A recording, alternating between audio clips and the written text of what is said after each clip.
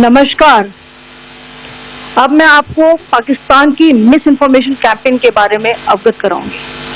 पहला, पाकिस्तान ने यह क्लेम किया कि उसने अपने JF-17 से हमारे S-400 व ब्रह्मोस मिसाइल बेस को नुकसान पहुंचाया, जो कि बिल्कुल गलत है। दूसरा, उसका यह भी मिस इन्फॉर्मेशन कैंपेन था कि हमारी एयरफील्ड, जो कि सिरसा, जम्मू, पठानकोट, बठिंडा, नलिया और भुज में है, ये उसका मिस इन्फॉर्मेशन भी बहुत गलत है।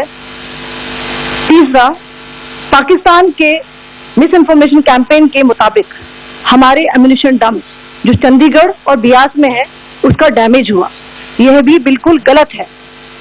हमने आपको मॉर्निंग ब्रीफिंग में बताया था विद फैक्ट्स एंड फिगर के साथ कि ये सारी चीजें बिल्कुल सही सलामत हैं। अब मैं आपको बताना चाहती हूँ कि पाकिस्तान के एक प्रेस कॉन्फ्रेंस में ये बात की गई थी कि उनके सीनियर मिलिट्री ऑफिसर्स, जो कि पूरी तरह से ये भ्रामक है और तथ्यों से दूर है, कि पाकिस्तान की ओर से ये झूठा आरोप भी लगाया जा रहा है कि भारतीय सेना ने मस्जिदों को नुकसान पहुंचाया। मैं इससे बिल्कुल स्पष्ट करना चाहती हूँ कि India is a secular nation और हमारी सेना भारत के कॉन्स्टिट्यूशनल वैल्यूज की एक बहुत प्यारी झलक है।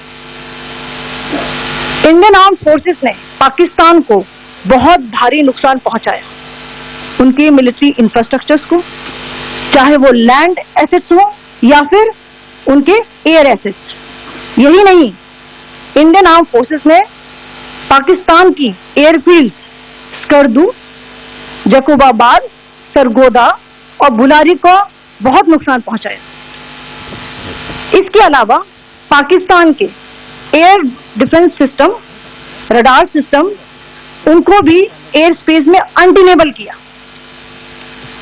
यह भी बताना चाहती हूं कि लाइन ऑफ कंट्रोल के पास पाकिस्तान के command and control, logistic installation और उनके मिलिट्री इंफ्रास्ट्रक्चर, मिलिट्री पर्सनल का इतना भारी नुकसान हुआ कि पाकिस्तान की ऑफेंसिव और डिफेंसिव कैपेबिलिटी को नष्ट कर दिया गया।